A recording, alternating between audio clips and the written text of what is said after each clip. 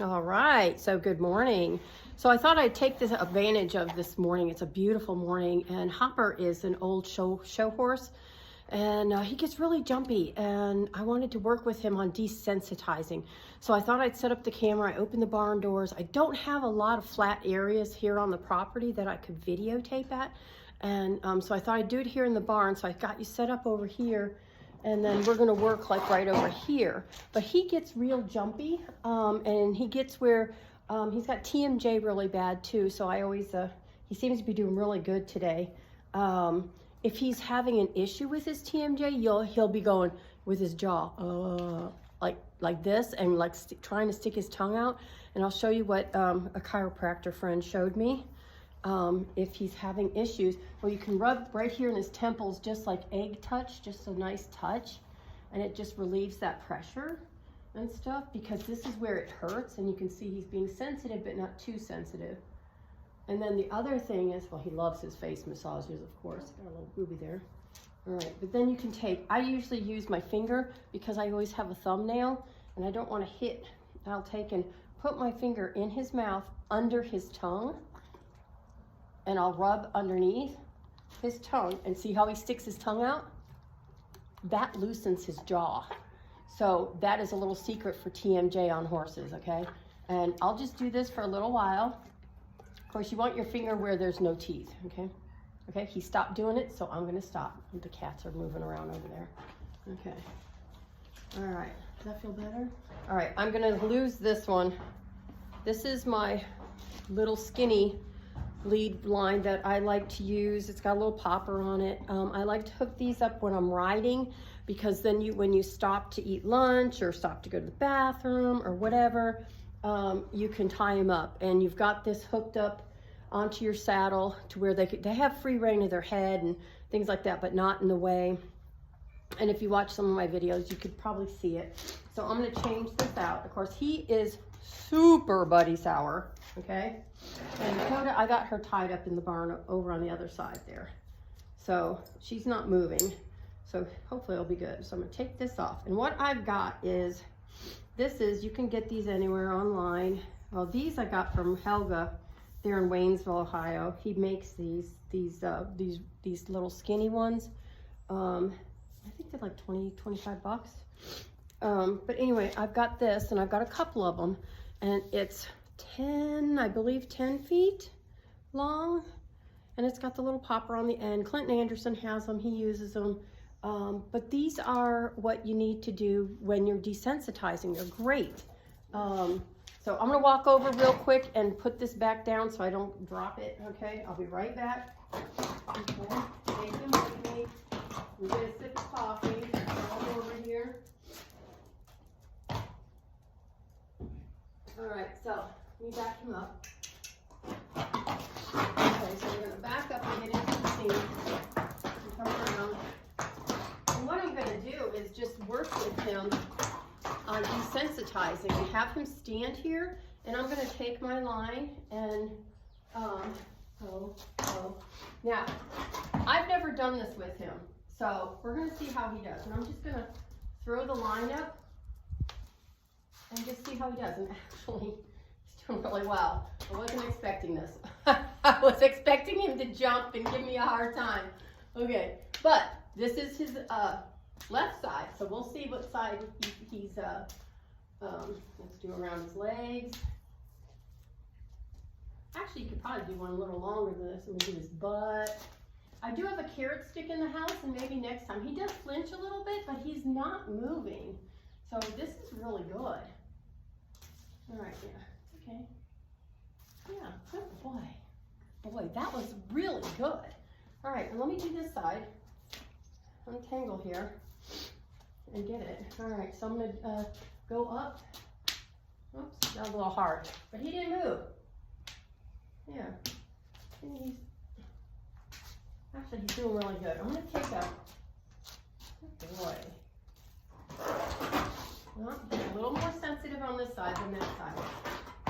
So, okay.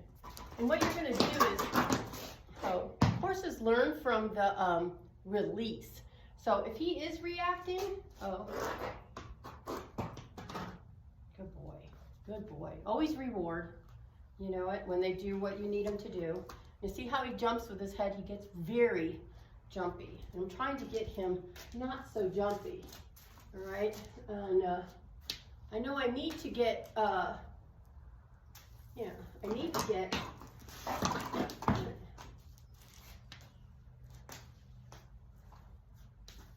actually this should be a little longer. Actually probably 12 foot. This is only a 10 foot. I don't know how long my other one is. But he's doing really well. And I'm going to go around his legs. Oh, sorry. Actually, he did really well there. He just jumped a little bit. Okay, well, that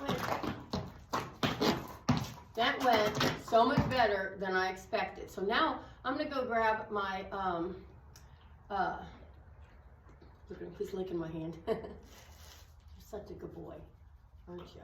You are. Yeah, I know.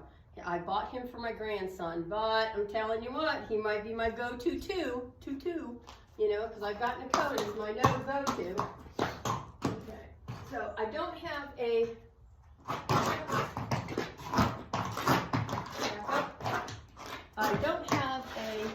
tarp out here, but I have a, what the hell do you call it? Saddle pad. This is what I would use on Dakota because she had that back sore and she has a scar. So that's why I ride with a trooper. So this, we seem to have this as his weaker side. It's his, okay, you see what I'm doing? Right, left, his right side.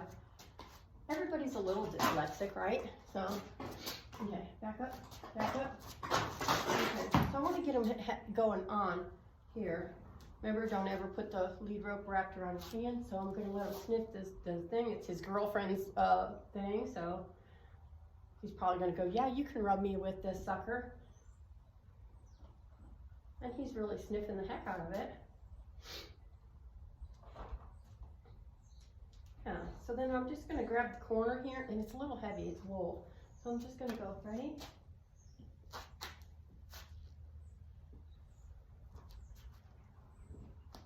Good job, buddy. Nice. But this is something, if you got a horse that won't let you do this,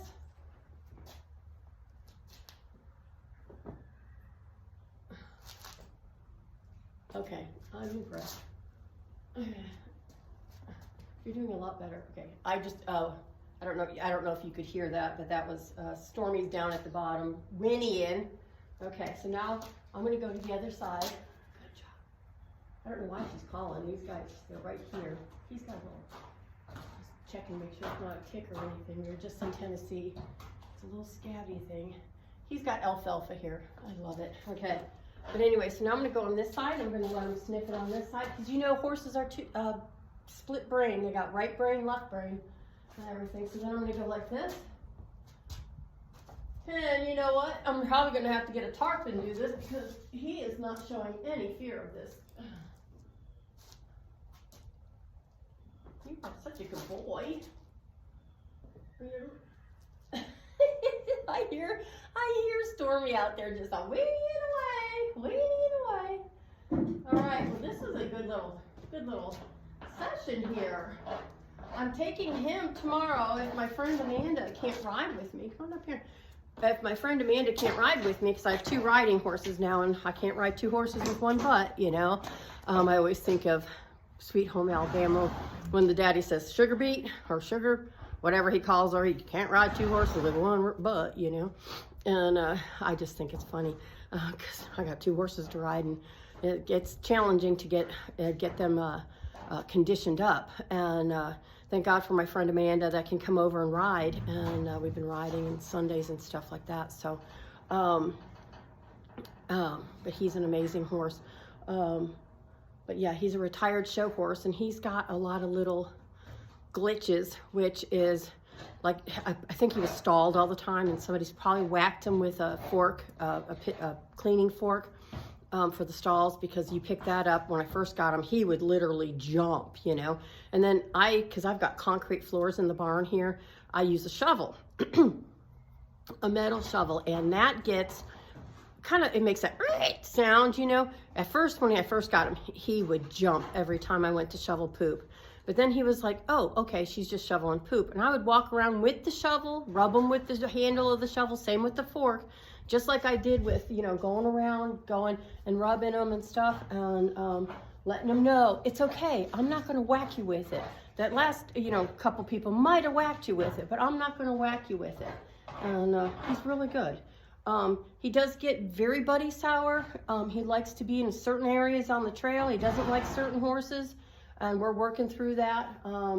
He was amazing in Tennessee. There was only a couple times he was funky when we were riding with very excited horses that were racking horses, and he just didn't like that excitement. So, you know, I always say, choose who you want to ride with, because your safety is the main thing, and you want your safety to be number one. Especially, I'm 60 now. I really don't bounce as well as I did when I was 20. So I really want to keep that safe. All right, you see what I'm doing here? I'm massaging his like mane area. This is a feel-good thing. So when he does good, I give him a good nice rub and yeah, go down, and he just loves it. Yeah, give him a good rubbing. Huh.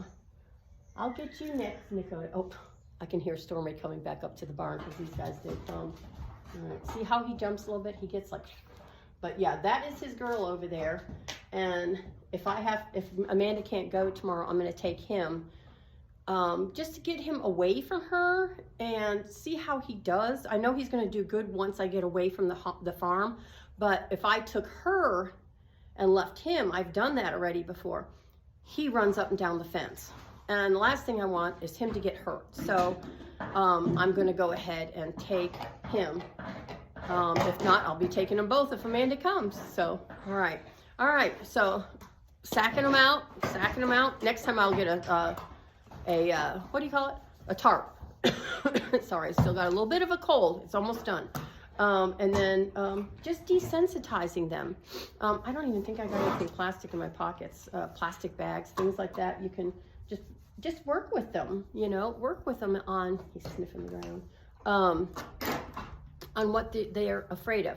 Now my dog is here. He's not afraid of my dog, but my little Yorkie thinks he's a herd dog, and he will herd these horses and nip their heels. So and I've already threatened Bentley, if he did that while I was doing this, I was gonna kick his little butt.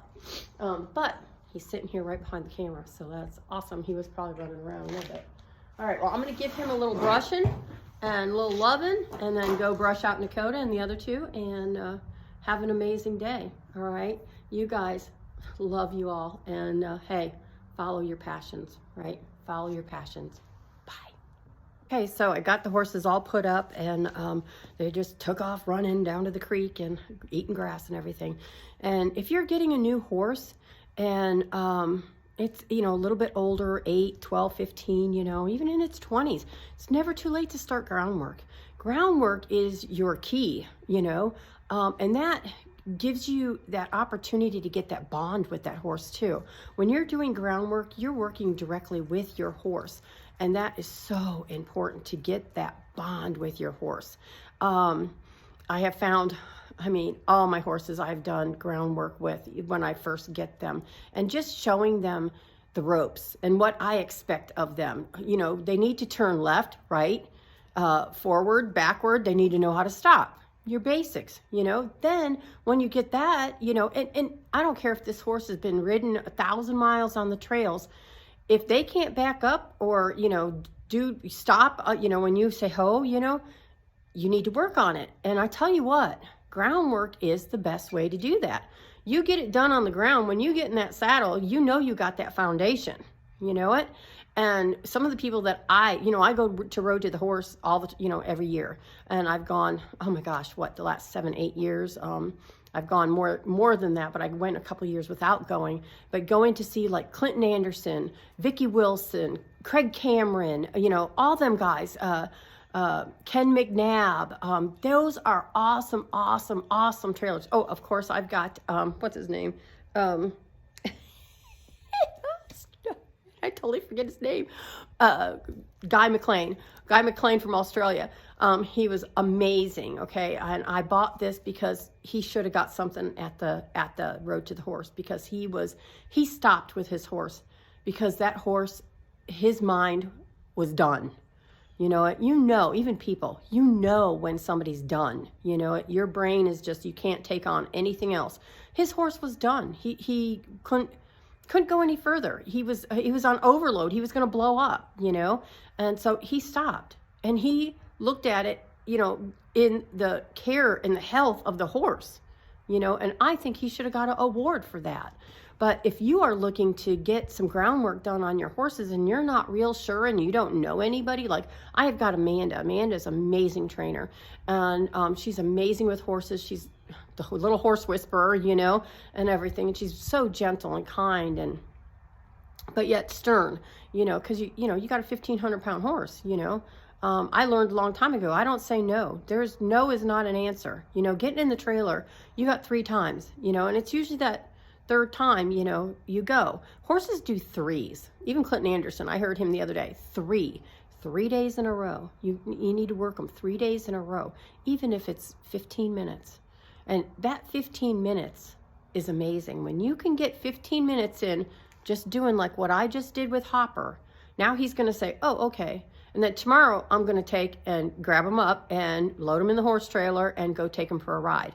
And he's going to be totally different if I just pulled him out of the pasture and just took him off, because tomorrow he's going to go, oh, okay, we're probably going to work on this or that, and everything. Horses do remember, okay? They do, but a horse does not know what you want. They can't read your mind totally, I mean, they can hear your heartbeat. They know if you're looking this way or that way or whatever, but they can't read your mind. If you get to a creek and they don't want to cross a creek and they're afraid of water and they get 1 foot in, I'd say, and you stop, they're like, as far as he knows, that's all you wanted. You know it. He doesn't know that you want him to cross it. I mean, if you can get 2 steps, then back away, go away. Try it again. Maybe they go back the next day. He doesn't know you want him to cross that creek. Eventually he's going to get that. You just little baby steps, go forward, go forward, go forward, and everything. And he did, Hopper did so much. I was hoping he kind of backed away so I could show you how to release when he did back away, because when you're throwing your rope up, and if he's flinching and backing, and going, oh, you want to do it till he stops. And when he stops, you stop. That's his reward, is when you stop. Your release is his reward. And then he goes, oh, wait a minute. If I don't flinch, then she's going to stop doing that. Ta-da! Oh. Yeah, okay? All right. Watch it. I mean, they're all on YouTube. Clinton Anderson's funny as hell. He cusses a bunch, but he is funny, okay? But he's good. He's good. I got his old CD set from years and years and years ago. And that's the foundation. And you know what? He's still doing the exact same things. You know what? He's just expanded to where he's training other people to do clinics and stuff now. So that's amazing. So, all right, groundwork. All right, be amazing. Follow your passions. You know what? All right, drink your coffee, right? I'm still waking up this morning. It's a little chilly. And these are my barn clothes, yes. Okay, all right, have an amazing day. Love you. Bye.